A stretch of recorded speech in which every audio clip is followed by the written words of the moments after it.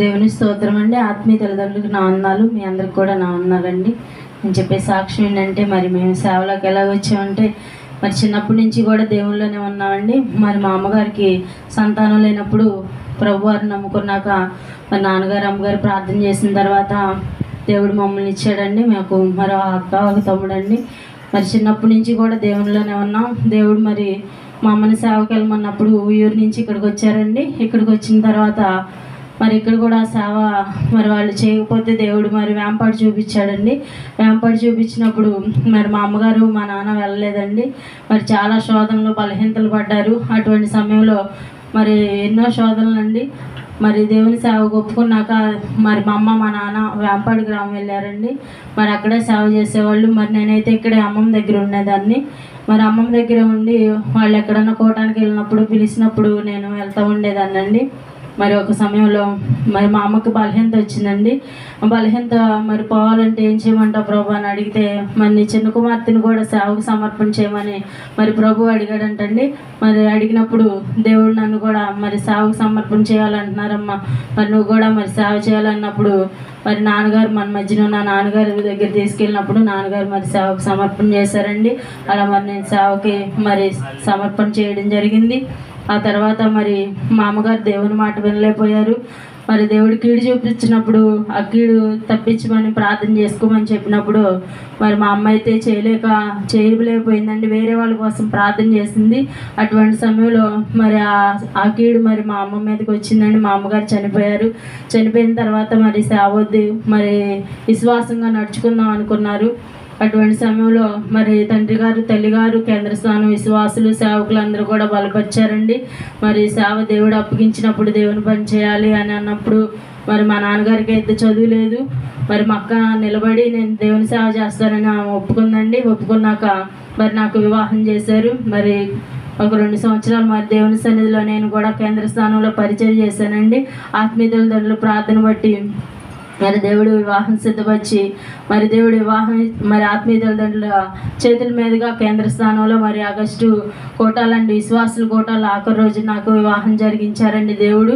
మరి దేవుడు గొప్ప కార్యం చేశారు. మరి మా అమ్మని మా నాన్న కూడా మరి చాలామంది ఎక్కిరించి ఆలన చేశారండి. 2 ఆడపిల్లలు మరి సేవని బయలుదేరాడు. మరి అమ్మ చనిపోయిందని చెప్పి చాలామంది ఎక్కిరించి ఆలన చేశారండి.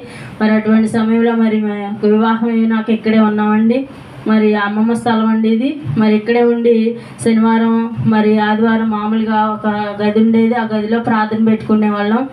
మరి ప్రార్థన చిన్న వాక్యం చదువుకుని పాటలు పాడుకుని అలాగా శనివారం ఆదివారం చేస్తూ ఉండేవాళ్ళం. అమ్మ నాన్న మరి కొంతకాలం నెల వచ్చేవాళ్ళు అండి. మరి అమ్మ చనిపోయిన తర్వాత నాన్న నెల వచ్చేవాళ్ళు. మరి అటువంటి సమయంలో 1 సంవత్సరం జరిగిన తర్వాత మరి నాకు వివాహమైనాక వెంటనే దేవుడు సంతానం ఇచ్చారండి. మరి దేవుడు కూడా మరి అందరూ ఆపరేషన్ చేయాలన్నారు. ఫ్రీ డెలివరీ అయిందండి. ఆత్మీయ తల్లిదండ్రులు ప్రార్థన చేయబట్టి దేవుడు మరి ఇంటి దగ్గరే సుఖమైన కానిపించారండి. మరి ఆ తర్వాత బాబు బలహీనత వచ్చినప్పుడు మరి ఇక్కడ ఎవరు చేసేవాళ్ళు పని చేసేవాళ్ళు లేరు మరి అని చెప్పేసి నన్ను వేంపాడు తీసుకెళ్లారండి. అక్కడ 1 సంవత్సరం ఉన్నాము. ఉన్న తర్వాత మరి అటువంటి సమయంలో అక్కడ గలిబిలు జరిగినాయి. 2-3 సంవత్సరాలు కూడా మరి గొడవలేనండి. ఆ తర్వాత పాపనిచ్చాడండి దేవుడు. మరి 2 పిల్లలు ఉన్నాక మరి స్థలం అమ్మేసుకుని అక్కడే ఉందాం అనుకున్నాము. మరి ఇక్కడ అయితే ప్రార్థన అనేది పెట్టేది లేదు. అక్కడే ఉండేవాళ్ళమండి అందరూ కూడా. మరి నేను కూడా కొన్ని రోజులు అద్దె కొన్నాక అద్దె కట్టలేకపోతున్నామని చెప్పేసి ఇంటికి మరి నాన్న ఇంటికి తీసుకొచ్చేసి అక్కడే ఉండేవాళ్ళం అండి. అక్కడ కూడా ఏదో ఒక గలిబిలి. అటువంటి సమయంలో అయ్యగారు అమ్మగారికి చెప్పినప్పుడు మరి మీరు అడ్డాల్లో దేవుడి సేవ ఉంది కదా, అక్కడ విడిచిపెట్టేసి ఇక్కడ ఉంటే మరి ఎలాగే జరుగుతాయి, మరి దేవుని పని చేస్తానని ఒప్పుకోమని చెప్పినప్పుడు మరి దేవుని పని చేస్తామని చెప్పేసి మరి ఇక్కడికి వచ్చామండి. మరి చిన్నపిల్లలు మరి 2 పిల్లలను కూడా పెట్టుకుని మరి ఇక్కడికి వచ్చేసినప్పుడు ఏమీ లేదండి.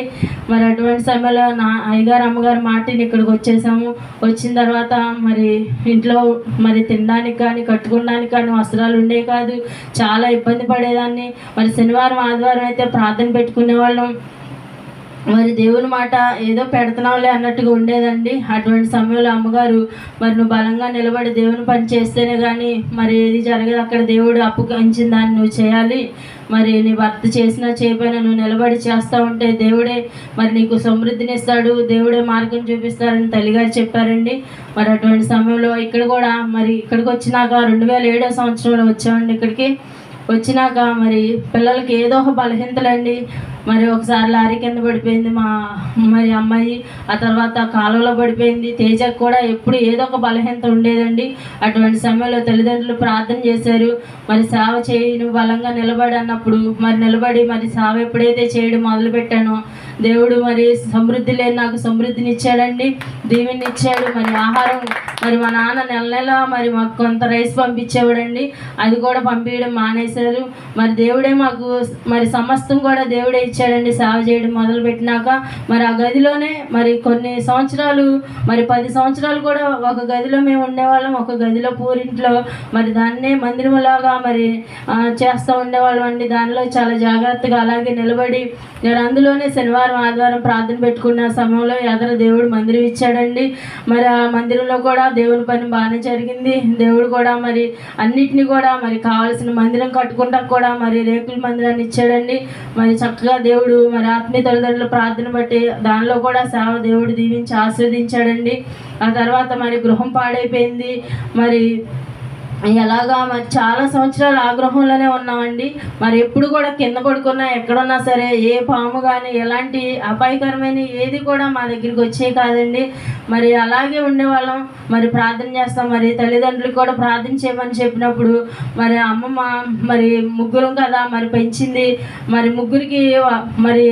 ముగ్గురికి వాటా ఇవ్వాలని చెప్పేసి అనుకున్నప్పుడు మరి అక్కనే తమ్ముడిని అడిగినప్పుడు అక్కడ దేవుని పని చేస్తున్నారు కాబట్టి మరి ఎవరు వచ్చినా దేవుని పనే చేయాలి, అమ్మకూడదు ఇంకా అది, మరి ఎవరు చేసినా దేవుని పనే చేయాలి అనేసి అన్నప్పుడు అమ్మమ్మ అలాగ అందండి. అన్నాక మరి ఇవ్వడం కుదరదు అని చెప్పినప్పుడు మరి అక్క తమ్ముడు కూడా వాళ్ళిద్దరు కూడా దేవుడు మాకు ఇచ్చాడు కదా, మరి మీరే ఉండండి, మీరే దేవుని పని చేసి అక్కడ దేవుని పని జరుగుతుంది కాబట్టి మేమేమి మరి దాని జోలికి రామని చెప్పేసి అన్నారండి.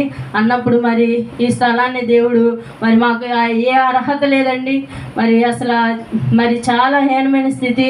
మరి ఆమె ప్రేమతో దేవుడు మరి మాకు ఏమి రూపాయి కూడా లేకుండా మరి ఆమె ప్రేమతో మరి అక్క కానీ తమ్ముడు కానీ వాళ్ళు కూడా ఏమి అభ్యంతరం పెట్టకుండా ఈ స్థలాన్ని దేవుడు మాకు ఇచ్చాడండి. దేవుని స్తోత్రం. ఆత్మీయ తల్లిదండ్రుల ప్రార్థన బట్టి మరి దేవుడు ఇచ్చాడండి. ఇచ్చిన తర్వాత మరి గృహం కట్టుకుందాం అనుకున్నాం. మరి పక్కన స్థలానికి మరి అద్దెకి వెళ్ళిపోయామండి.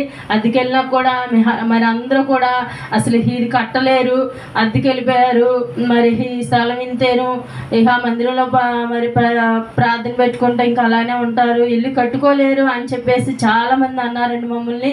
ఏమి కట్టలేరు, కనీసం మరి మా నాన్న ఉన్నప్పుడు కట్టాడు, ఈ పూరిపాకైనా కూడా వీళ్ళు వేసుకోలేరు అని చెప్పి చాలామంది మా ముందే అనేవాళ్ళు అండి. మరి చాలా మరి బాధ అనిపించేది. మరి అటువంటి సమయంలో మరి తేజాన్ని కూడా దేవుడు మరి అక్కడ కేంద్ర స్థానంలో పరిచర్యగా మరి వాడుకున్నాడు దేవుడు. మరి అలాంటి సమయంలో ఆత్మీయ తల్లిదండ్రులు ప్రార్థన చేశారండి. మరి ఆ ప్రార్థన దేవుని మరి బట్టి మరి లోన్ మరి పెట్టుకున్నప్పుడు లోన్ కూడా రాదని చెప్పేసి అన్నామండి. మరి ఆమె ముసలామి మరి మీకు ఇచ్చింది కదా, మరి మీకు కూడా స్థలం రాదు, మరి లోన్ రాదు అని కూడా చాలామంది మరి ఎగతాళి చేశారండి, రాదని చెప్పేసి. అయినప్పటికీ కూడా దేవుడు మరి ఆత్మీయ తల్లిదండ్రులు ప్రార్థన కేంద్ర స్థానం విశ్వాసులు సేవకులు చేసిన ప్రార్థన బట్టి దేవుడు లోన్ ఇప్పించాడండి. మరి ఆ లోన్ ద్వారా మరి దేవుడు మరి ఈ రీతిగా మరి పైన దేవుడు చర్చి ఇచ్చారు, కింద గృహం ఇచ్చారండి. మరి ఇందులోనే మరి మేము సేవ చేస్తున్నాం. ప్రతి శనివారం ఆదివారం మరి దేవుని పని జరుగుతుంది ఇక్కడ. మరి విశ్వాసులు అయితే వచ్చి మరి ప్రార్థన చేయించుకుని వెళ్ళిపోతారండి. ప్రార్థన మరి వాళ్ళకి ఏదైనా బలహీనత వచ్చినప్పుడు ప్రార్థన చేయించుకుని వెళ్ళిపోతారు. మరి ఇక్కడ మరి నిలబడట్లేదండి ఎవరు కూడా. మరి చాలా బాధ అనిపిస్తుందండి. మరి మొన్నటి కాలమందు మరి మా అత్తమ్మ గారును థామస్ గారు వాళ్ళిద్దరూ వస్తారండి. మరి ఆదివారం ఎవరు వచ్చినా రాకపోయినా నేను మా అత్తమ్మ గారు థామస్ గారు ఇద్దరు కూడా ఒకరు ముసలాళ్ళని వృద్ధాప్యం అయినా సరే వాళ్ళు వచ్చి మరి కూర్చోలేకపోయేవాడు. ఒక వారం కూడా మరి కూర్చోలేకపోయినా అలాగే పడుకుని ఉండేవాడండి. మరి దేవుణ్ణి వాక్యమని అలా ఇద్దరు వెళ్ళేవాళ్ళు. మరి మొన్నటి కాలం మంది ఆయన కూడా మరి కాలం చేశారు. మరి విశ్వాసులు అయితే మరి చాలా బాధేస్తుంది. మరి ఎంతగా మరి ప్రతి శనివారం ఆదివారం దేవుని పని జరుగుతుంది ఇన్ని సంవత్సరాల నుంచి. మరి ఒక్క ఆత్మను కూడా మరి నిలబెట్టలేకపోతున్నానని చాలా మనసుకు బాధ అనిపించిందండి. మరి అయినా సరే తల్లిదండ్రులు ప్రార్థన బట్టి మరి దేవుడే సిద్ధపరుస్తాడు మరి అని తల్లిదండ్రులు ఎప్పుడు కూడా ధైర్యంగా మరి ధైర్యం చెప్తారండి. తల్లిగారు తండ్రి గారు కూడా మరి ఇప్పుడు వరకు కూడా సేవలో దేవుడు మరి అన్నీ ఇచ్చాడండి. ప్రతి సంవత్సరం కూడా మరి స్తుతికోవటం ఎప్పుడు జరుగుతూ ఉంటుందండి. మరి పోయిన సంవత్సరం పెట్టుకోలేకపోయాము, అత్తగారు చనిపోయారు.